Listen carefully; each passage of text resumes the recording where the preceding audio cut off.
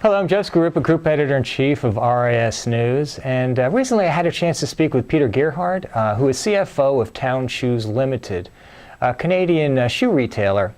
And Peter's company has done an interesting thing that fits in with how structures in organizations today are decentralizing to allow initiatives coming from staffers and departments, and yet at the same time, the enterprise is still able to maintain a certain measure of control. Let's hear what Peter had to say about this topic. Hello, I'm Joe Scarupa, Group Editor-in-Chief of RIS News, and I'm at the Retail Technology Conference speaking with Peter Gerhardt of Town Shoes.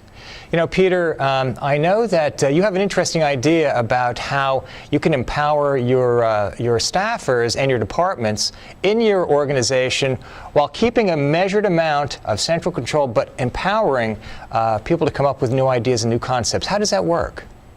Well, Joe, what we try to do is the core competencies, the inventory control, inventory management, supply chain, the things that really drive the business, we try to keep tight control of. But customer-facing applications, Twitter, Facebook, new concepts, we try to spread those across the chain. We try to empower the different departments to come up with ideas that will be relevant and will be effective in fulfilling customer needs and wants and driving business. So what we do is we encourage them to take some risks, to try things. We really don't put a budget requirement on them. We sort of understand that we're going to be spending money in certain circumstances.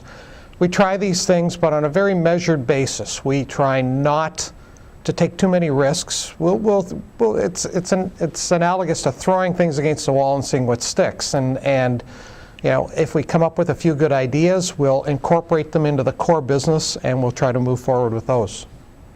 Well, Peter, that's an interesting approach to your enterprise. What I'm wondering is how you can tie that to your mission statement and make sure it's core to what you really do. Well, what we do is we, in our three divisions, in our three operating divisions, we have mission statements that we work on all the time.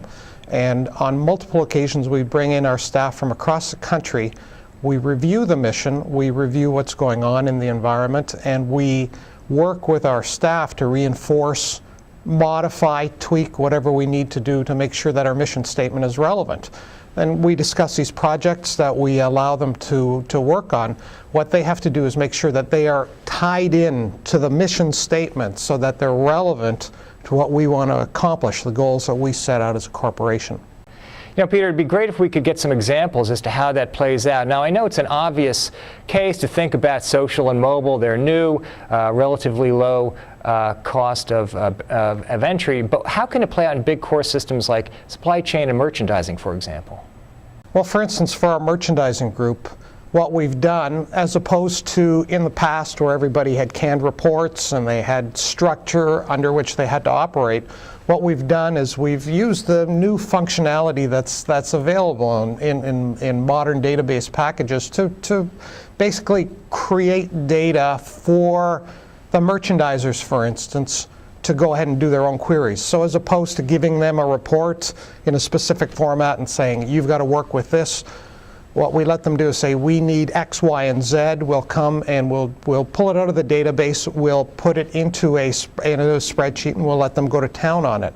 The overriding factor, of course, is that everything has to reconcile in the end, so we don't have two versions of the truth. But clearly that lets them slice and dice the data in the manner that they need to optimize inventory to make sure that we're servicing the customer the best way we can. Peter, everyone's talking today about distributing power to those who can actually come up with new ideas, and you're actually doing it and still maintaining a measure of central control. Well, that concludes our video for today, and for those who want to come back and see other videos in the Differentiator series, please come back and view them, and we'll see you again next time.